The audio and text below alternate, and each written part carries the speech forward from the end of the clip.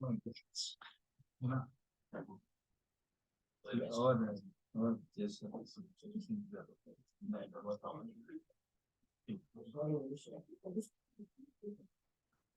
we go. There you go. Thank you, Thomas. And thanks for having us here today. This is our first time doing the interpretation, so we'll do our best, Mike and I. Sure, we'll get started. Obviously, some of you can understand. But again, thank you, Thomas. Thanks for having us. We're excited to be here. Townhouse development. Now, I know a lot of you guys have covered, with the different speakers, have covered some of these topics, so I won't try and stay too long in each one because I know you've looked at it intensively. And then we've got a Q&A in about half an hour where Thomas is going to grill me and ask all the questions, and that'll be a great opportunity for all you guys to ask any question you want. No questions are off limits. 好，谢谢今天托马斯邀请，谢谢大家，有机会能够有机会给大家做一个分享。今天我要讲的主题是联排别墅的开发，这个话题之前的老师已经讲到过，所以我的话内篇不会太长，也期待之后的问答环节。So my name's Peter Kelly, and I'll tell you a little bit about what I've done, what my company's done, just for that credibility piece. So I'm the co-founder of Little Fish Property Developments. All these development sites that you guys are looking to embark upon, myself and my company, we've seen those challenges. You know, we've walked the path, we've seen the issues, so we've been able to learn from mistakes.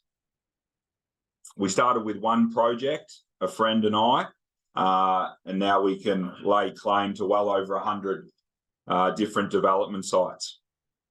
I've had 10 years in property development and over $400 million in townhouses, and some say an industry recognised authority. 自我介绍一下，我的名字叫做 Peter Kelly， 在 townhouse 开发这一块呢，我自己成立的公司是联合创始人之一。那么跟大家一样，在开发这些联排别墅做开发项目的过程当中，也面临过很多挑战，出现过很多问题，从错误当中学到了很多。当时是跟我的一个好朋友一起开始做第一个项目，到现在已经有100多个项目，总价值是超过了4个亿，有10年的一个经验，希望能今天给大家分享。So a little bit about the market analysis. As far as property development goes, Little Fish, we develop in Melbourne, Greater Melbourne. The Victorian population is forecast to reach 6 million by 2030, and it is tipped to outrun Sydney. So we do see that as a great opportunity. Approvals for houses fell to their lowest since 2012. Lots of different reasons for that. COVID, material shortage, labour shortage, and the ability to get funding. For all these reasons, approvals are well down, and approvals for apartments and units have declined by 40%. So for us, we see this as a great opportunity to supply the marketplace with great townhomes, great townhouses, and capitalise on that lack of stock. 在住房市场这一块，我们所提供的服务主要是在墨尔本的城市地区，而预计2030年墨尔本的总人口会超过600万，超过悉尼。在过去一段时间出现的问题就是住房的获批率较低，这既是因为 COVID， 也是因为建材价格的上涨和劳工的短缺，甚至在公寓这个市场准批量下降了40%。那这就意味着在 townhouse 在联排别墅这一块会有供不应求的情况，会是我们能够把握的机会。So why townhouses? What's our why? Melbourne's population boom and low housing approvals, rising demand and limited supply. We like to spread the risk over multiple projects rather than doing big and large development projects. Ourselves and our investors get to spread their equity amongst lots of different projects. And we are seeing state government expediting approvals, and we are seeing that council process getting easier based on the fact they do want more dwellings. 这一需求在上涨的情况下，同时我们所做的事情是把风险给分散到多个不同的项目。市政府在审批程序上也加快了速度，和州政府在审批上也是能够尽量提快速度的。So development sites, that's what we do. Securing the right location is pivotal. Even perfect execution can't salvage poor choices early on. Finding a profitable development site demands timing, discipline, and a touch of luck. So when it comes to these development sites, and what we learned early on is identifying and choosing the right site is the most important thing. So if you can pick the right site, you know, these development sites will take around 2 years to do. If you can pick the right site, usually, more often than not, it ends in a very successful result. The issues arise when that site isn't the right site, and you can find it very hard to turn a profit right from the very outset. So site identification is one of the biggest things, and the key considerations here is the zoning, the overlays, the encumbrances. So think trees, power poles, crossovers, where are those locations going to be, and block dimensions is a big one. So knowing all these things and knowing them intimately, and having the right consultants around you to make sure that before you buy that site, you know as much as you can about that site before buying it. 那么在开发项目当中，地点选取就很重要，就是最开始找地的这个选择需要时机，需要运气，而最重要的一点就是，当你选好了一块正确的地的时候，还需要有2年的时间来做一个开发。地选对了，结果就能对；地如果选的不对，有可能要花好大的力气才能扭转过来。而在这个过程当中，非常重要的4个点就是住宅用地、规划限制、土地限制和地块大小。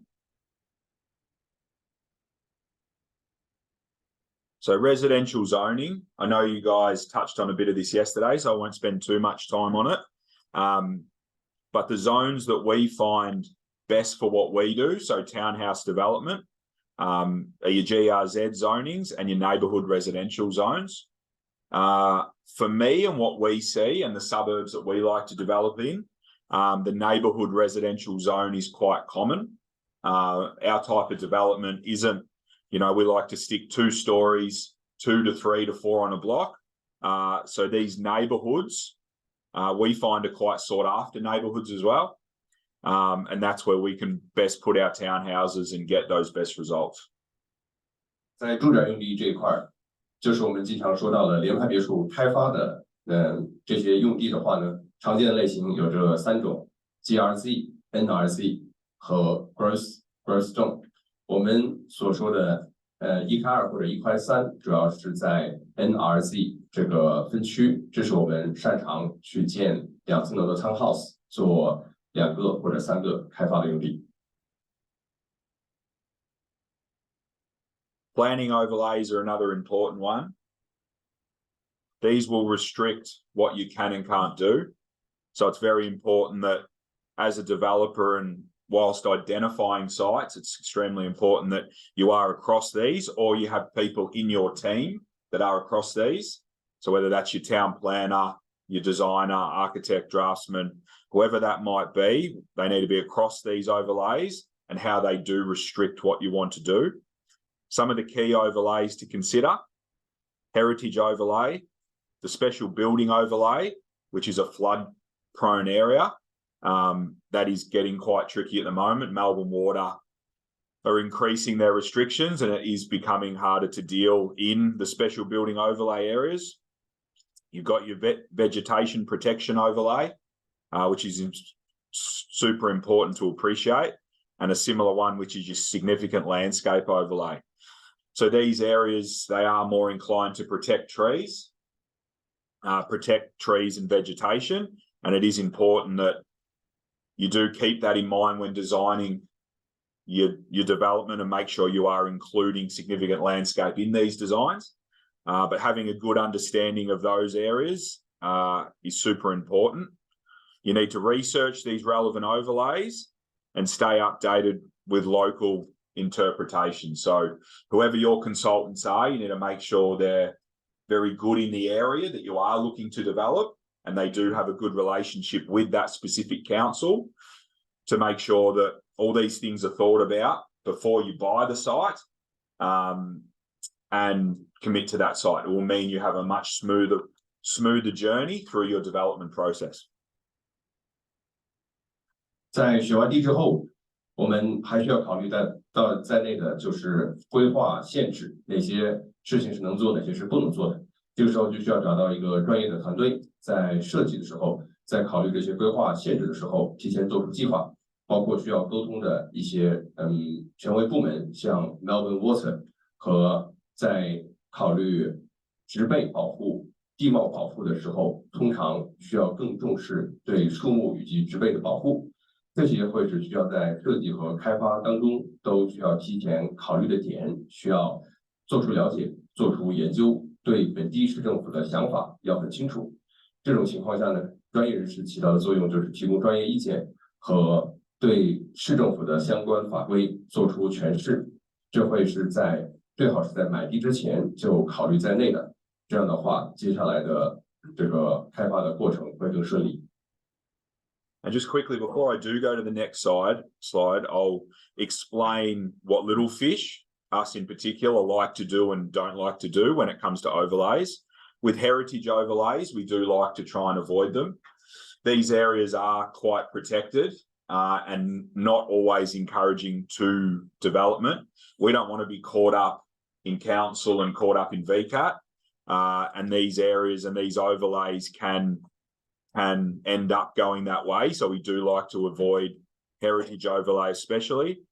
The special building overlay is something that we've always worked with, you can work with. It is becoming harder and harder.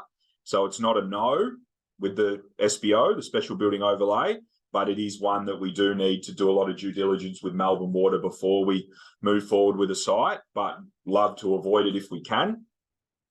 And the vegetation and the landscape overlays, these are okay, just depending on where the trees are located. So if your neighbours have significant trees abutting your site, you have to be very careful on how big the trees are, where the root zones are, and those sorts of things. So having an arborist in your team of consultants can definitely be a good thing. So yeah, just being very conscious about where the trees are and what you're looking to achieve on your site. 在我继续讲下一张幻灯片之前，我想略微提及一下我们 Little Fish 在这些规划限制方面哪些是尽量避免，哪些是一样会去做的。一个是提到的历史遗迹规划限制，这个我们是尽量避免的，是因为跟 VCAT 和 Council 市政府打起交道来会比较麻烦，需要保护的东西也比较多，所以能避免则避免。第二类则是叫做特殊建筑规划限制 SBO， 这个也是比较难的，需要做更多的尽职调查，也需要跟 Melbourne Water 水利局做更多的一些沟通，但这个是可以做成，而且我们也做了很多的案例的，能避免还是尽量避免。第三个则是植被和地貌规划限制，这个是没有问题的，这个经常会是邻居家的树比较大，或者是需要考虑树根的一些问题。如果团队当中有一位 arborist 植物学家能够提前了解到树的位置和我们所要取得的目标的话，这些也是可以规避的。So site encumbrances, these are the things I mentioned earlier regarding the issues that a site may have. So when you're thinking encumbrances, they do shape the viability around whether the site will be profitable or not. And knowledge in this area will unveil potential diamonds in the rough. So engaging the experts for clarity. So not always when you see these different encumbrances, should it turn you off straight away, understanding them can mean opportunity, because other people that are less experienced than you and your team may be scared off from the site, but you're able to make the site work, which can lead to opportunity. The things that you want to think about, so power poles are a big one. They're on all streets, just depends what side they're on. And if you have got extra crossovers, you need to make sure you are the required distance away from the power poles, and they are costly to move. So ideally, we want to stay away from moving them. Speed humps, you know, they're less common, but when they are there, they are needed. You do need clearance for your crossovers if you do need to achieve another crossover.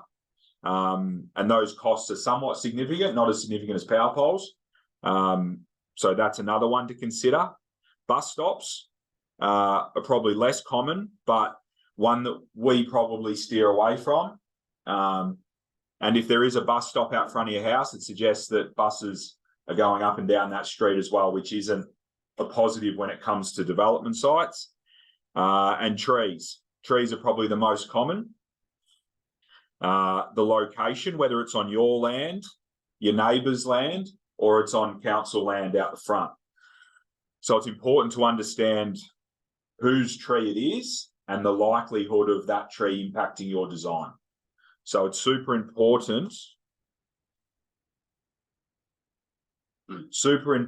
that you understand whose tree it is.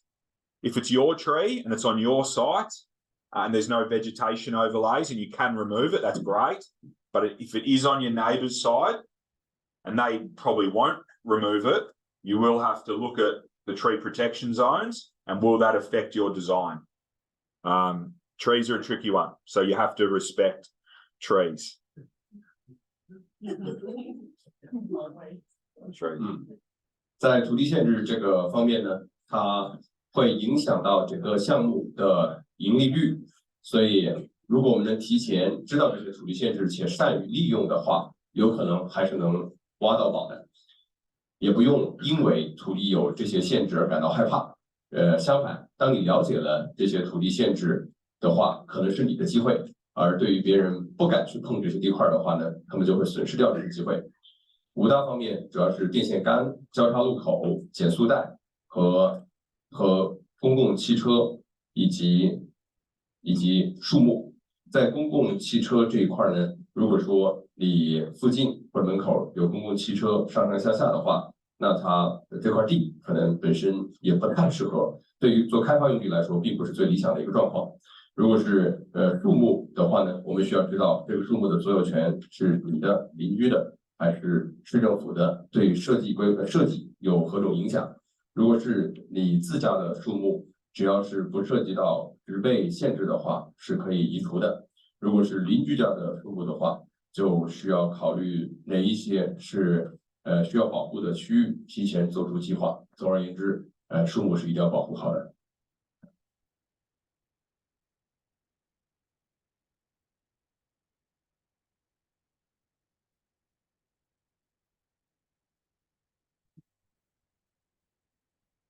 Someone doesn't work, you can just click the Thanks. That's it. Yeah. No, I've seen this. We've seen this side. No. That's it. No, oh yeah, that's fine. Yeah. Sorry, guys. So block dimensions. The block dimensions guide the profitability of the project. Each site is distinct from each other and tailored plans with local knowledge and precedence is required.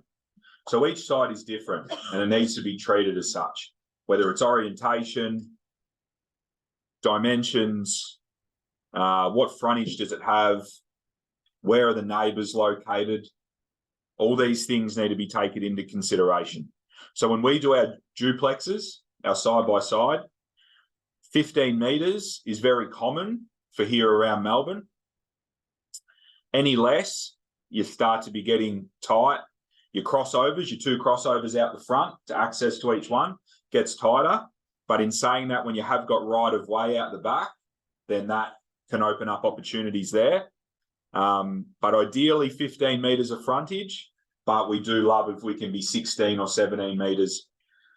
It means through your design, you can really create two homes, essentially, rather than being too tight.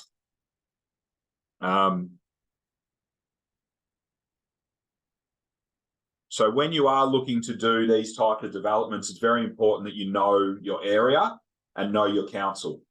Do they encourage side-by-side development, or do they encourage front-to-back development? So knowing this is super important. As far as a guideline for size per dwelling, this is how Little Fish works. When I talk about this, it's all about how Little Fish does it.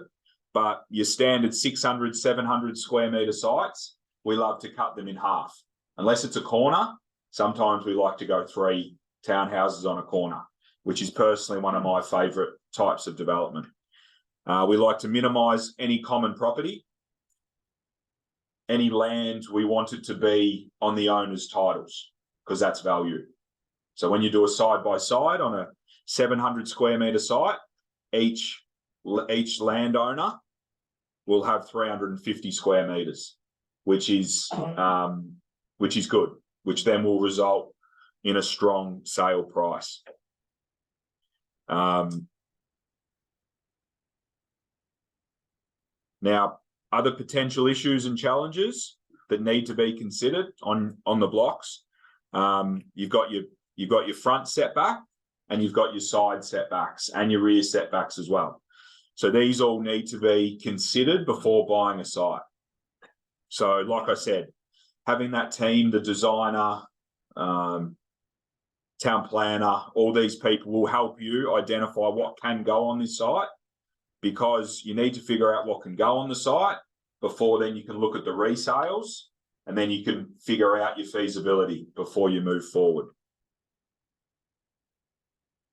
地块的大小涉及到跟利润率有很大的关系，所以需要对本地的环境和市政府是否有先例要做出了解，包括土地的朝向、分割之后的大小、邻居都要考虑在内。我们擅长的是做1开2的联排别墅，通常是希望看到朝街的前脸能够有15米以上。这样的话呢，可以如果要有2个进口交叉路口 crossovers， 或者是要前后后面还要再设置通道的话，就会面积会比较宽裕一些。因为我们希望看到的是2户人家、2个家，而不是建筑面积设计的过于拥挤。那么这个很重要的知识点就在于本地的市政府的规划以及对本地区域的了解，是市政府偏向于2个 townhouse 并排，还是前面1个后边1个。所以我讲的很多都是我们 Little Fish 在开发600平方、700平方的地块上的一些经验，通常是1切为2。如果是在拐角的话，可能会是盖3个，这是我个人最喜欢的。而拆分地块的原则就是尽量避免有共同的设施，这样每一个业主所拥有的土地面积就会更大一些。这是假如一个土地有700平方的话，对于后面的销售价格会起到帮助作用的。潜在的一些问题还涉及到，跟马路前边的这个后撤距离，以及房屋旁边和后院的这种后撤距离，也是需要考虑在内的。这样我们就能够知道整个地块，提前知道整个地块上的设计应该怎么样考虑，来为后面的销售做好准备，为开发可行性做好准备。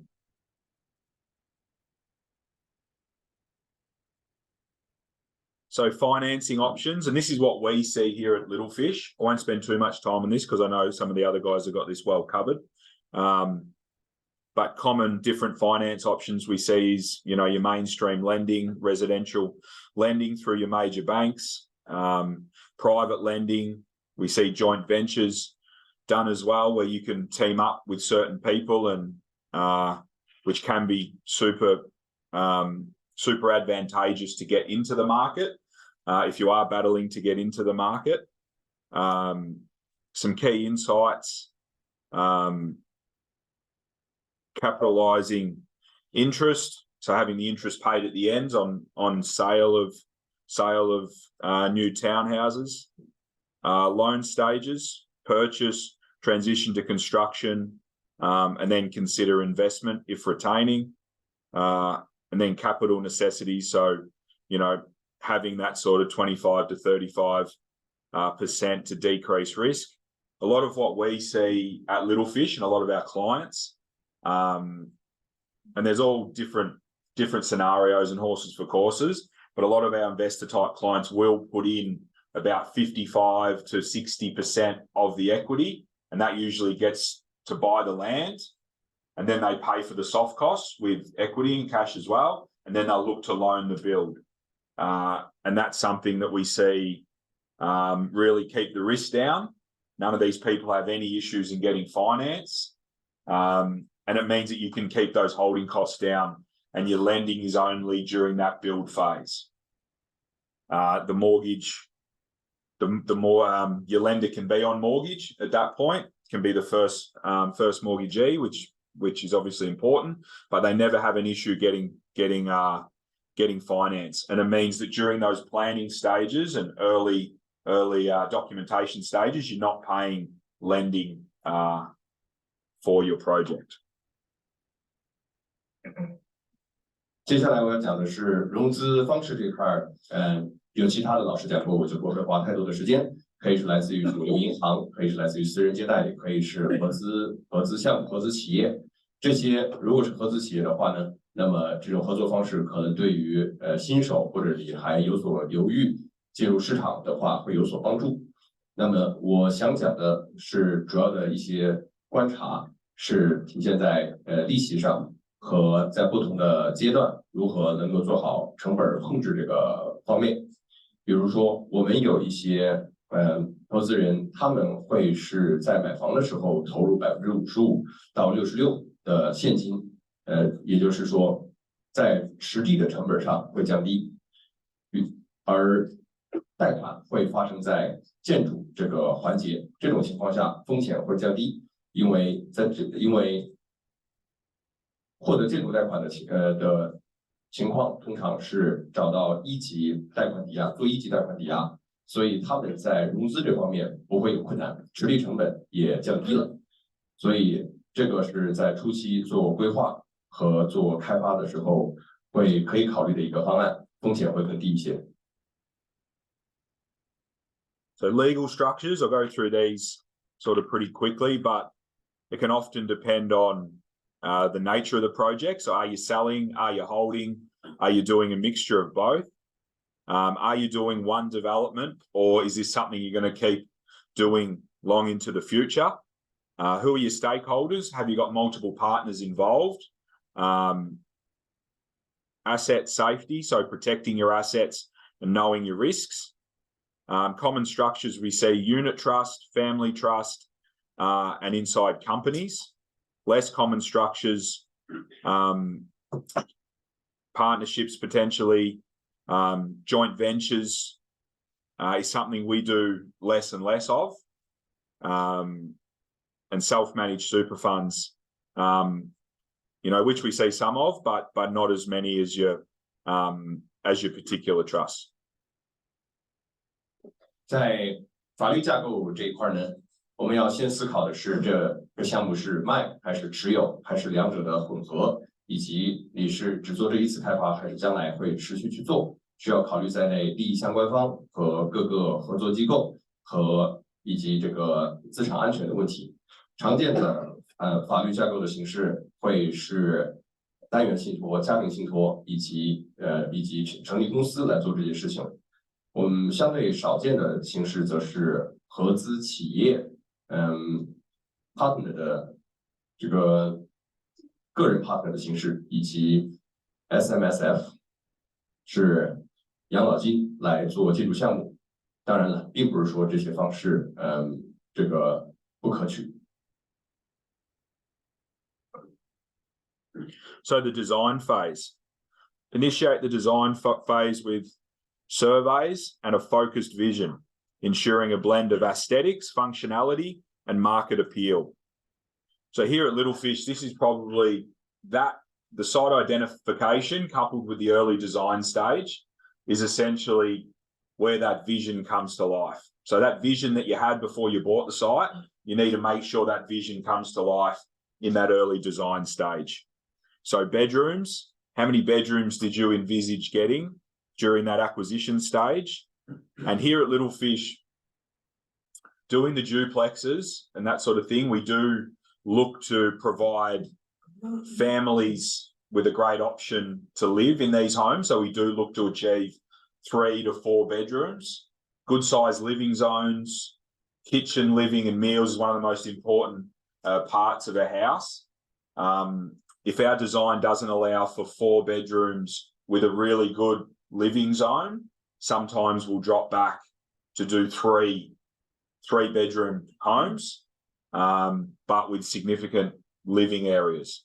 So it's important that all your zones are appreciated and respected, because there's no point getting to the end of your project and people saying, yes, it's a 4-bedder, but your living zones don't really work for a 4-bedroom home. A 4-bedroom home suggests a good sized family will live in it. Super important that your living zones reflect the amount of bedrooms and the amount of people that are going to reside there.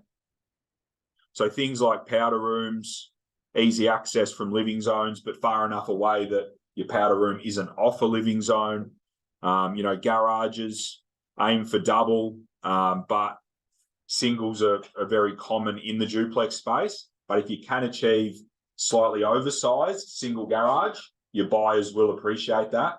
So instead of your minimum dimensions, if you can make your garage a bit bigger, buyers will appreciate that. Storage is a super important box to tick. So any opportunity you've got to have storage under the stairs, linen closets, built-in robes, walk-in robes, all that sort of stuff, that's super important. You can get that into your design. And obviously home office has become a big box to tick over the last couple of years. Smart construction choices.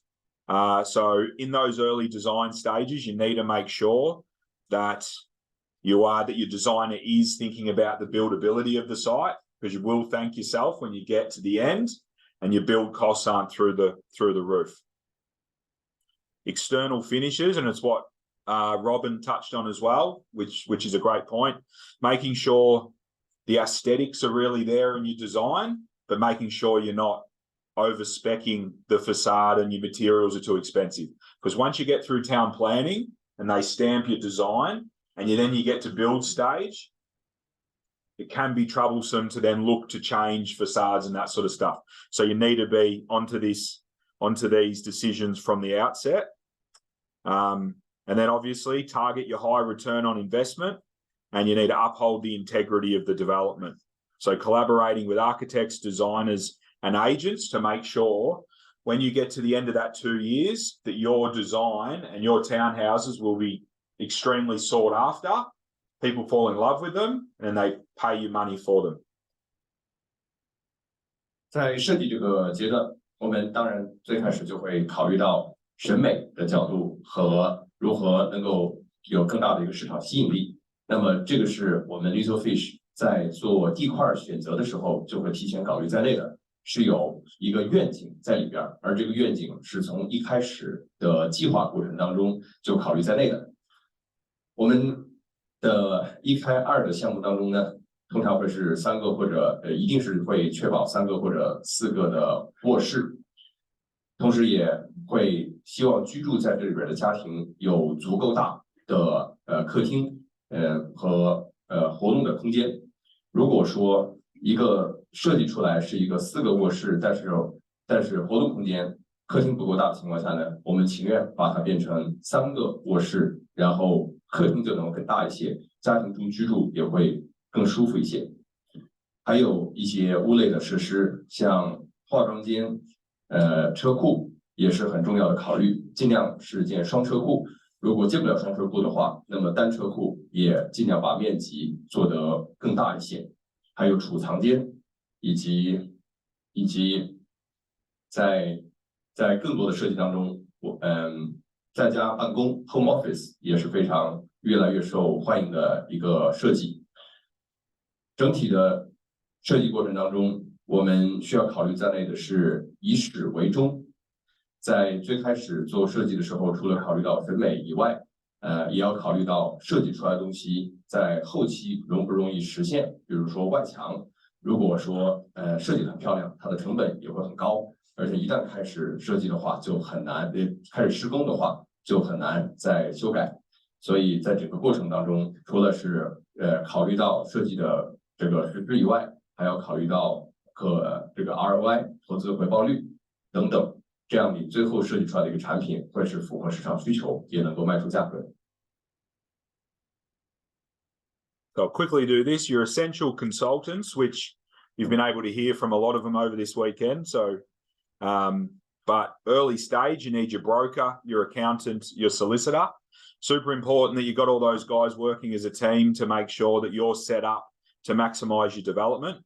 Getting into your design and your planning experts, your land surveyor, super important early on, architect / draftsman, so your designer to make sure that you can design the best product you can. Interior design is a big one, and Robin touched on it, which was a great point.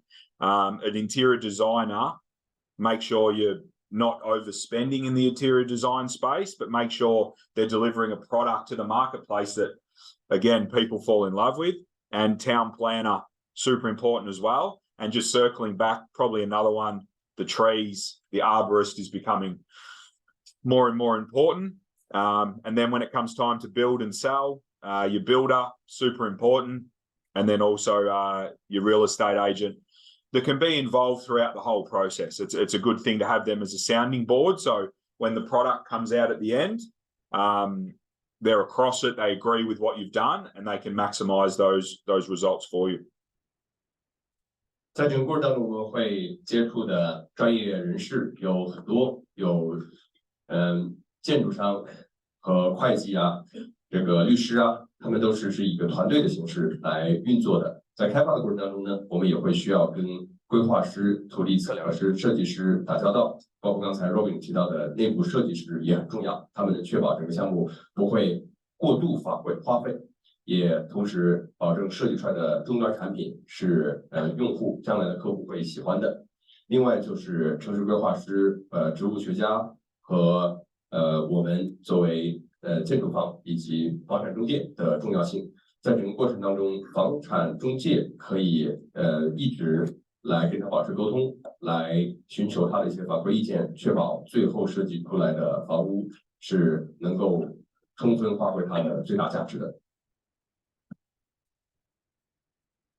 Marketing and selling. So selling versus holding. It's good to have an idea of what you are trying to achieve from the outset. If you can pre-plan this part of it, may not spec them as nice if you're looking to hold them. If you're looking to hold them and put tenants in them, it's important that you use hard-wearing materials and things like that will mean they protect your townhouses from the tenants. But then when looking to sell them, yes, you do want that bit more appeal to them. You might have a natural stone versus you might have a reconstituted stone in a rental property. Appreciating market essentials. And Robin mentioned this as well, the 3D renders and brochures are super important.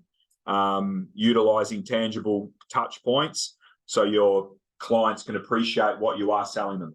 So selling that dream, spending some money on some renders, having a touch and feel board or a box so your clients can appreciate the type of materials you are using is super important. And then choosing a good sales agent that if you are selling off the plan, they know how to sell off the plan, they know how to sell the dream, and you need that trust and knowledge is super important. So when selling an agent, you want an agent that does a lot of business in the area, knows a lot of buyers, and essentially is an expert and builds trust with your buyers.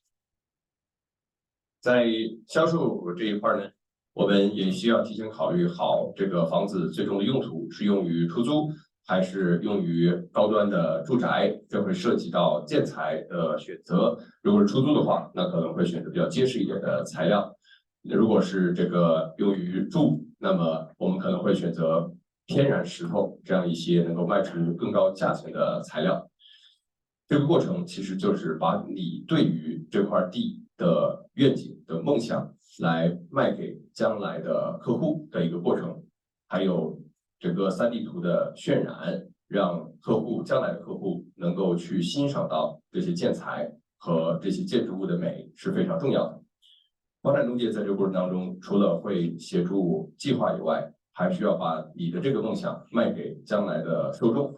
那么跟他们之间的这种选择一个值得你信任的中介就非常之重要，他们需要在本地有一定的声誉，同时也有很多的潜在买家。So this is our delivery process for a townhouse development project.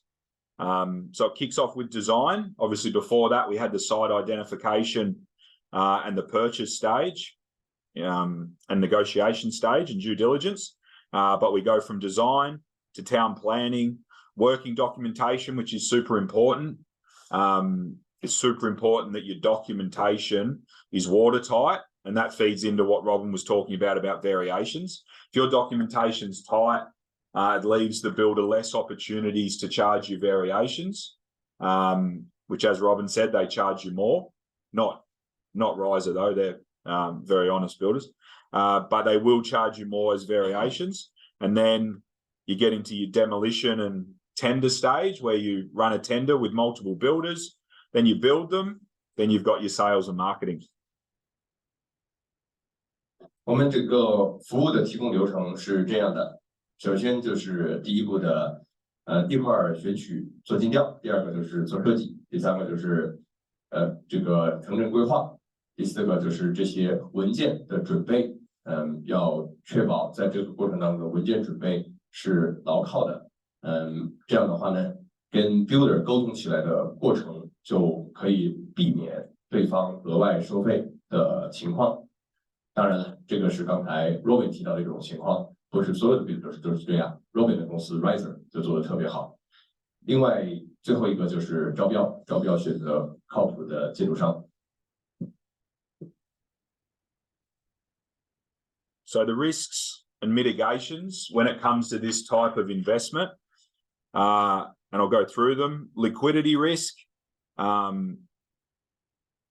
issues limited, short-term and accessibility. So solution, this is a 2-year investment turnaround in your townhouse projects. It's super important that you guys as developers for these townhouse projects, that you are getting them done in that 2 years. When you look at that over a life cycle of 10 years, you know, if you're doing them one after the other, you're doing 5 in 10 years rather than being a developer that does them in 3 and only getting 3 done. So it's super important that you're getting through your projects and getting through your stages. Market conditions is an obvious one. That is definitely a risk.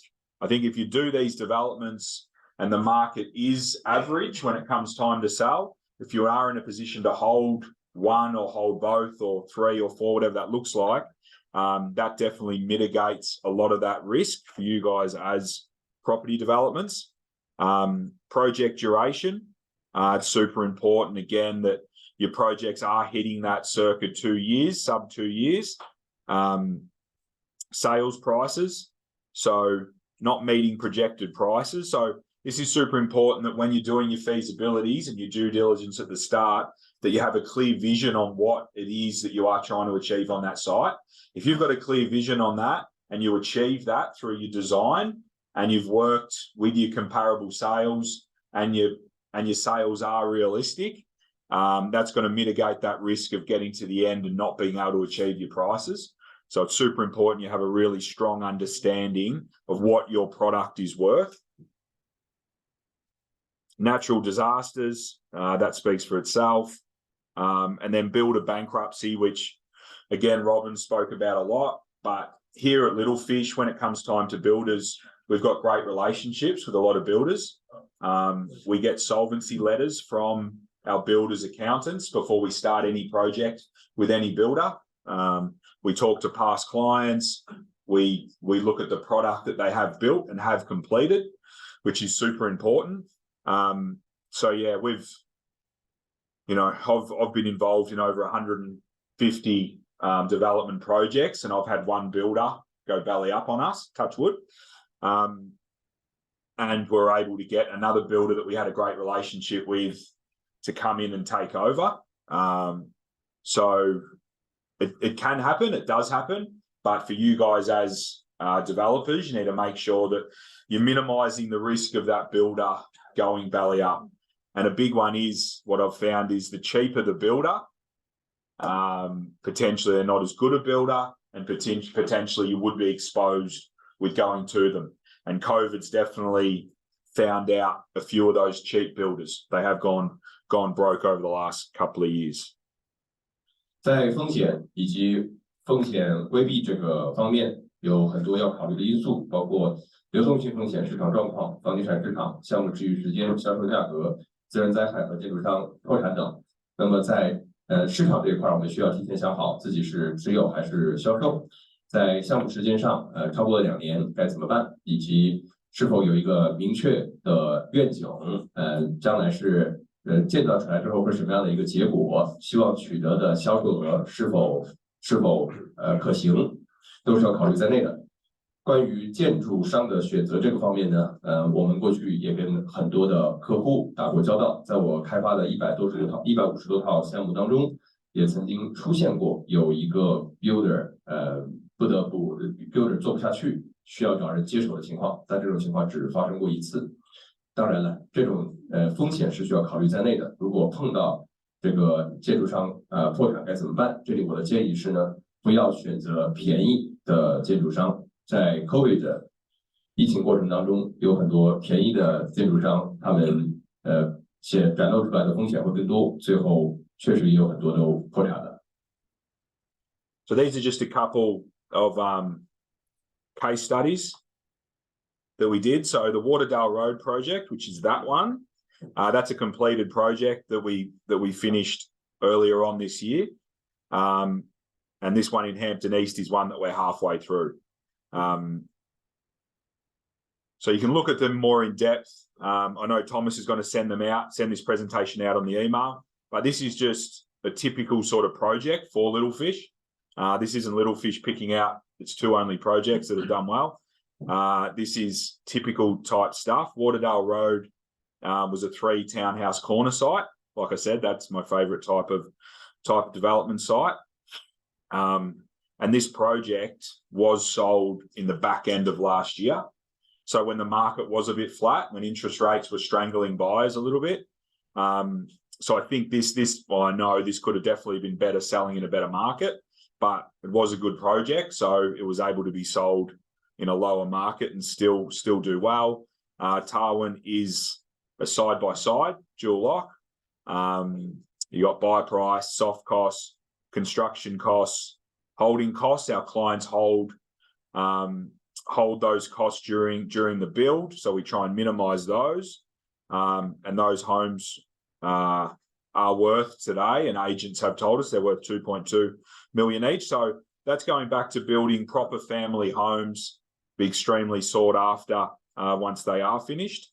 So yeah, like I said, Thomas will send these out. You can look. In your phone, if it's too small to see, if you open your tab, it's in the group chat. 在微信的那个 group chat， 大家可以去到微信群里边看这些具体的数字的信息。Just for you this part. So only 500,000 profit and 600K, which is not bad. At all market. Poor market. At all market. All market, yeah. 市场很不好的时候，还是有机会。当你准备好的时候，10万、60万的人民币。Peter 的案例分析，举的是他们做的2个项目，一个是叫做 Waterdale， 一个叫做 Hampton 还在继续。Waterdale 是去年年底完成的一个项目，是1开3，他自己最喜欢的类型，是在市场不太好的情况下，最后还是卖得不错。而另外一个 T 开头的 Tarwin Avenue 的项目的话呢，他在这个过程当中，就是会为房东考虑，尽量降低他实地的成本。最后，单个联排别墅 townhouse 的卖价是卖到了220万，因为从最开始设计的时候就考虑到了终端市场的需求。And if anyone has any questions on any of that, Thomas will no doubt cover it. Is that my last slide? Yes. Next one's the back. It's the best one. 好，最后一张幻灯片。That's right.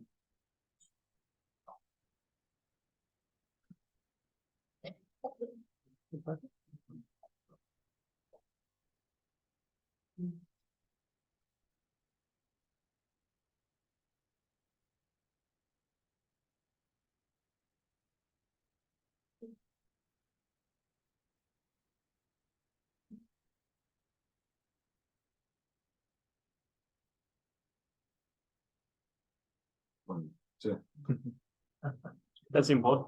That's important. Yeah. Yeah, no, 100%. And that's essentially what we do at Little Fish. We don't just buy real estate and sit on it. We buy it, create uplift, and create some profit for our clients.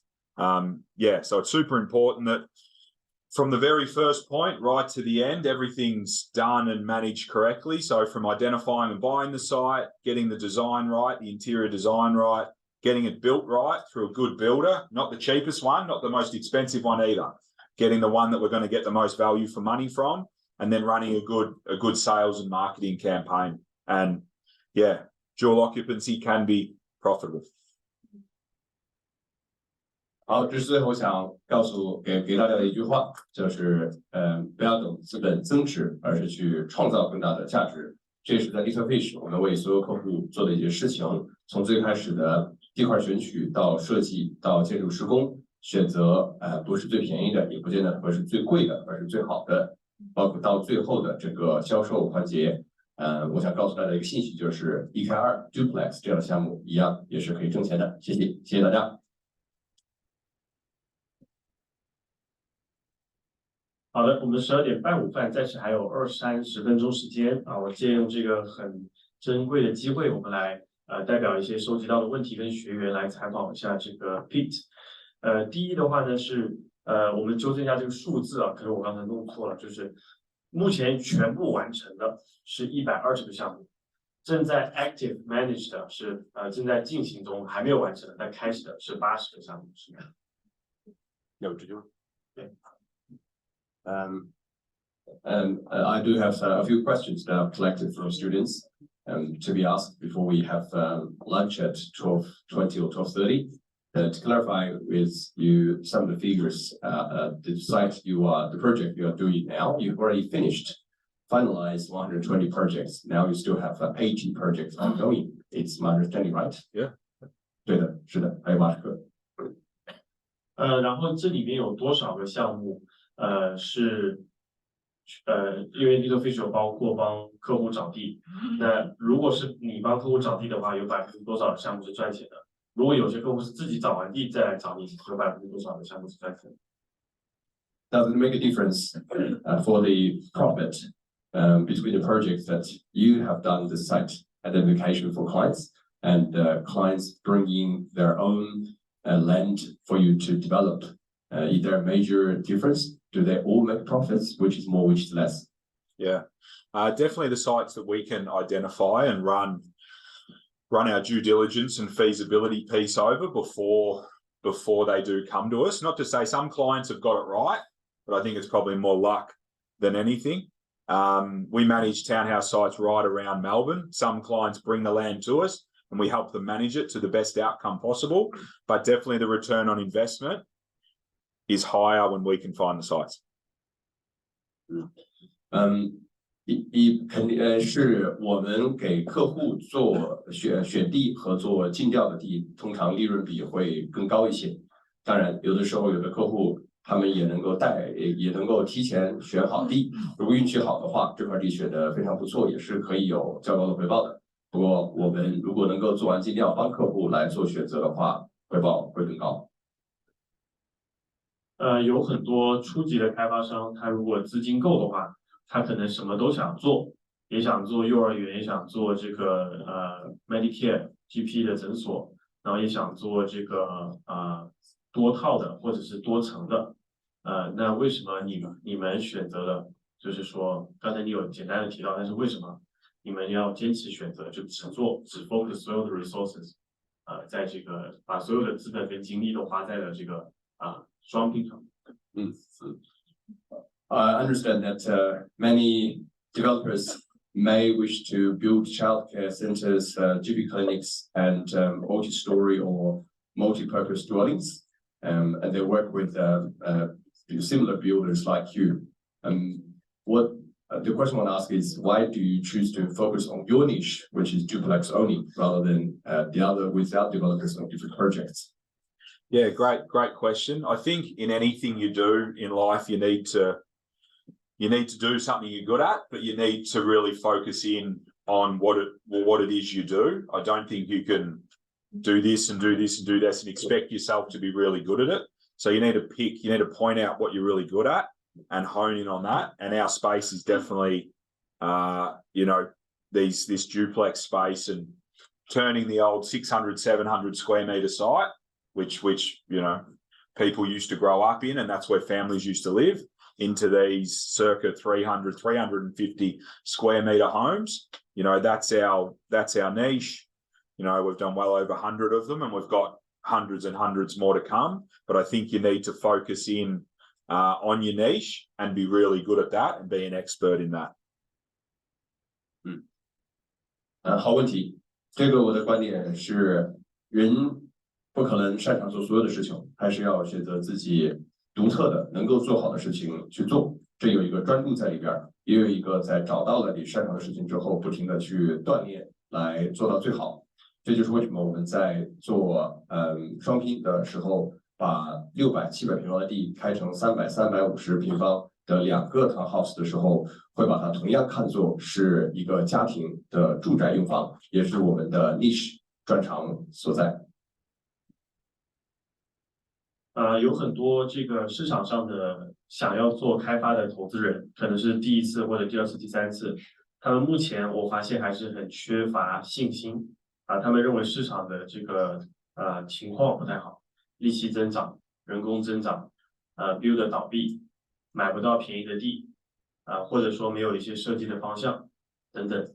那关于这一些想要进入市场又不想请你做 DM 的同学你有什么建议？他们想自己干 ，OK？ 他觉得他们也不比你笨。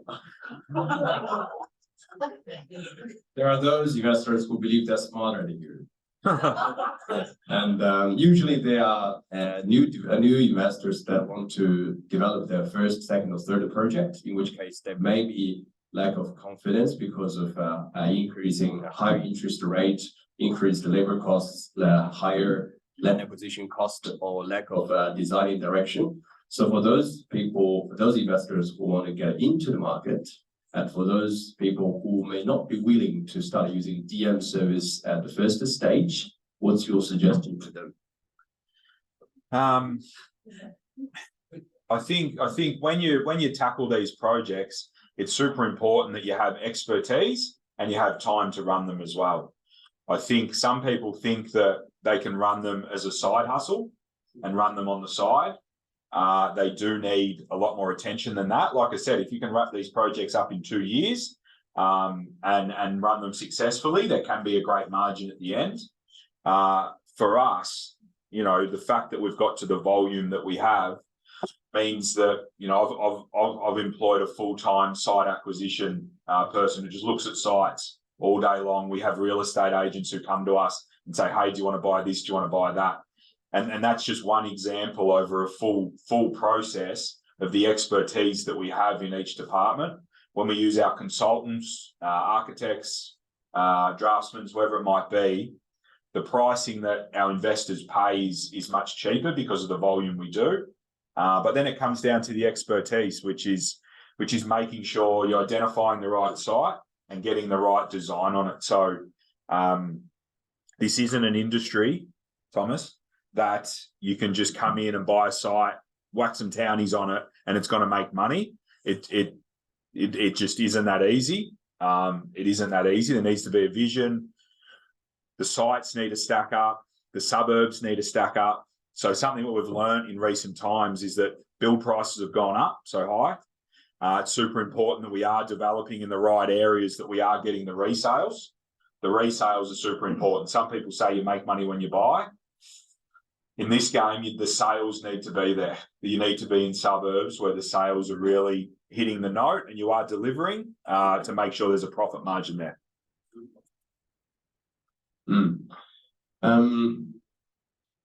要把一个项目做好，需要专长，还需要时间。我说的时间，不是把它当一个兼职的事情去做，而是需要投入比兼职更多的时间。我们都知道，项目只要2年，如果这2年能完成了，肯定是有利润比的。但是对我们作为开发管理 DM 方而言，则是很多细分工种都会需要一些全职的工作去做。比如说在地块购选上，我就会有专门的一个全职的经理去跟房地产中介打交道，去看待他们送过来地哪些好与不好。所以任何一个流程都是一个完整的需要很多时间投入的流程，包括跟其他的这个专业人士打交道的过程当中。设计师、建筑师，由于我们接触的多，所以经验累积相对也比较丰富一些。那么我的建议是，在选地和设计的过程当中，需要做更多的考虑。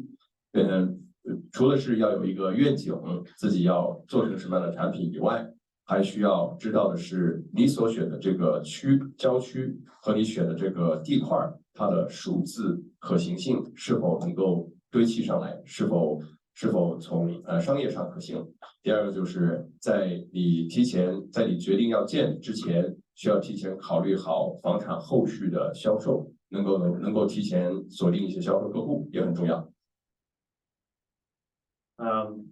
Just letting everyone know, Little Fish also create a online course next year. It's been launched next year. It's in the process. Yeah. But of course, all the contents are in English. What's the price again, sir? It'll be around $20,000. $20,000, and Little Fish is so willing and selfishness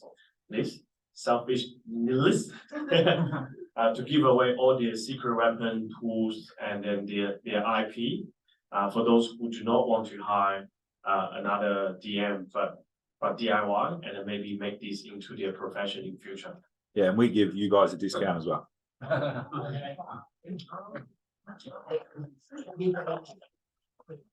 所以Little Fish 的话呢，也知道市场上有一些想要自己干的人所以他们正在做一个课程他们的经验跟工具向市场公开明年会发售但是暂时只有英文版2万块钱市场价，但是今天的所有学员都可以拿到这个折扣相信用这些工具的话，你将来也可以把这个帮别人管双拼作为一种你的这个职业。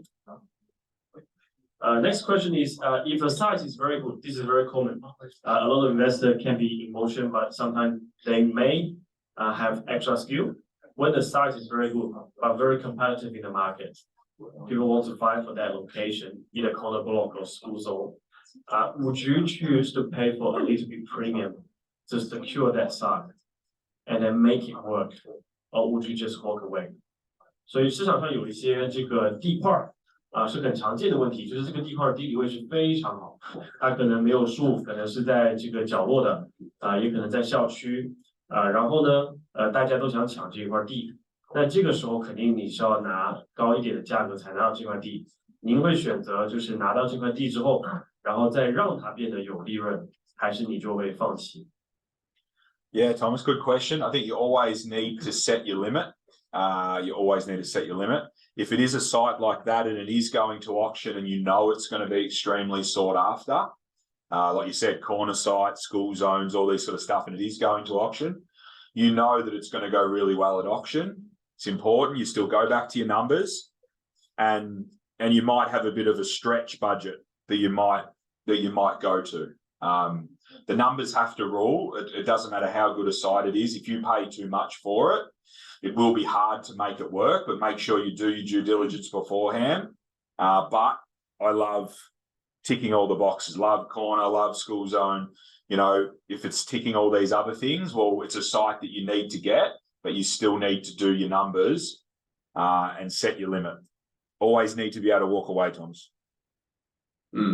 我的建议是，这个要提前计算好你的上限，是说像这样的地，是的，非常难得，又是在这个拐角又是有学区又没有树，但即使如此，你在设定了一个新的上限的情况下，还是要重新再推算去整个项目是否能盈利。我的建议是数字为王。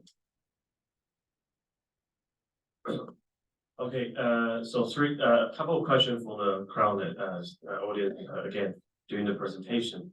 One from Xiaonan. One from Xiaonan, yeah.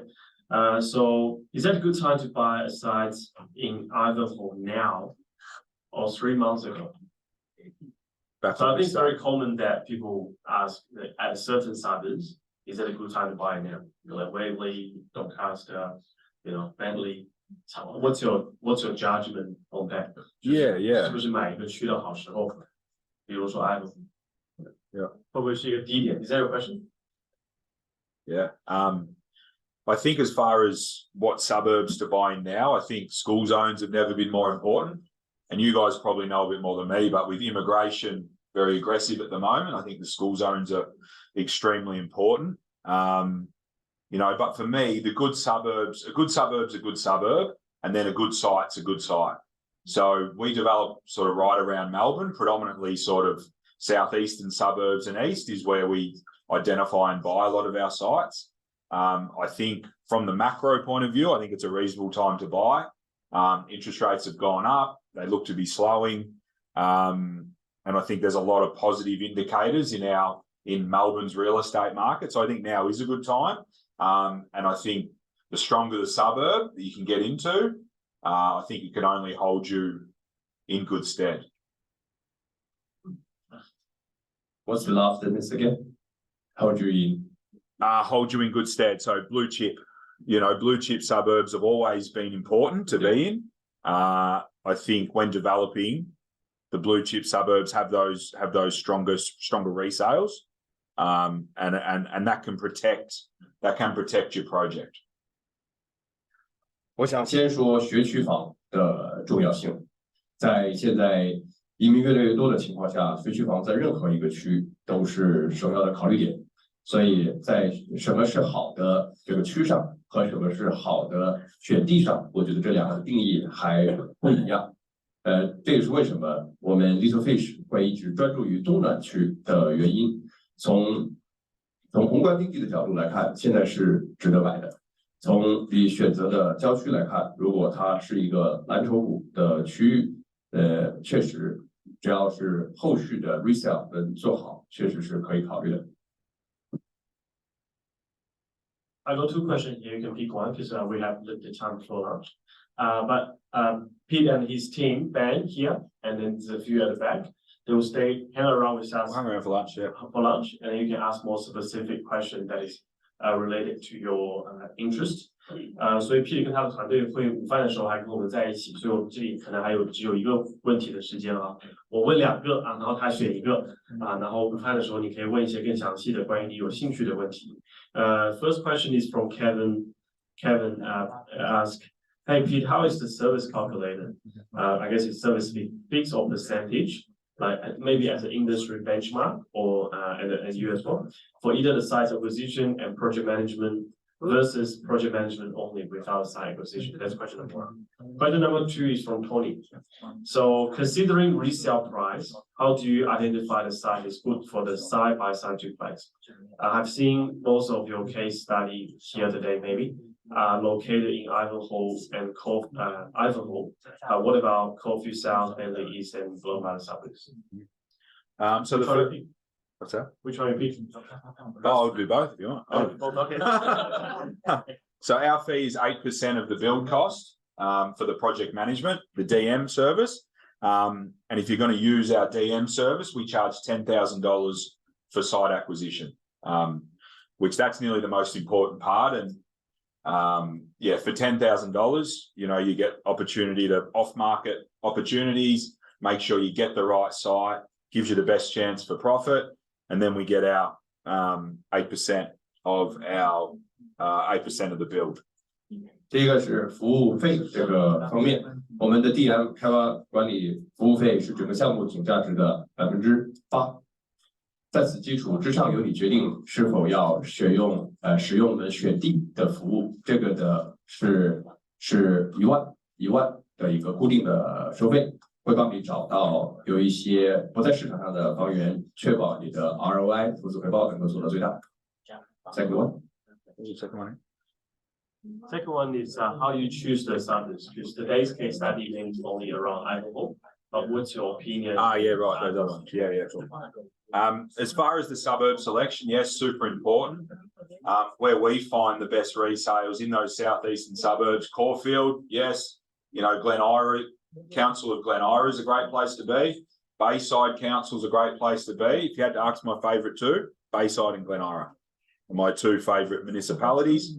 Land's pretty flat, land is pretty flat, sandy, less rock. And resales are really strong. But then there's pockets inside there. But yes, through Caulfield, through Carnegie, Bentley East, all performing really strong. 好，选区的这个点上，我想说，东南区有两个大的市政府区，我很推荐，一个是 Glen Ira， 也就是 Glen Iris 这个区，这个大的市政府区，还有一个就是 Bayside City Council。这两个区在 resale 的表现上会更好，可能是因为相对土地比较平整一些，石头比较少，沿着一整条线从 Caulfield 到 Carnegie 到 Bentley 都能够在销售上表现得很好。我想跟大家总结一下，就是两个迷信啊。第一个是不要迷信别人给你推荐的区，因为去的人多了，你买贵了你就不一定好了。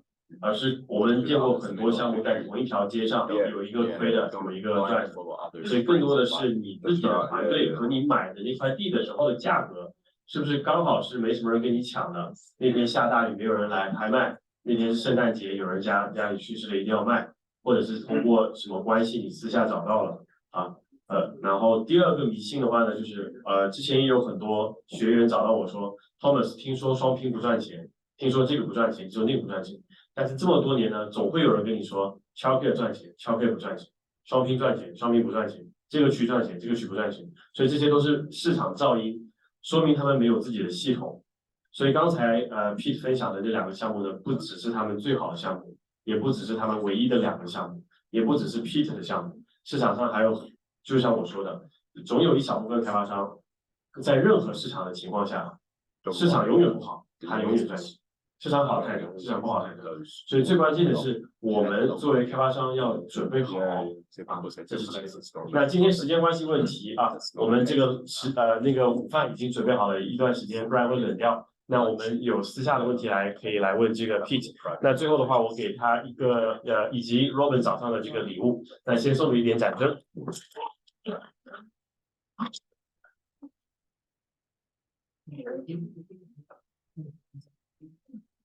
Chinese rice wine, I think.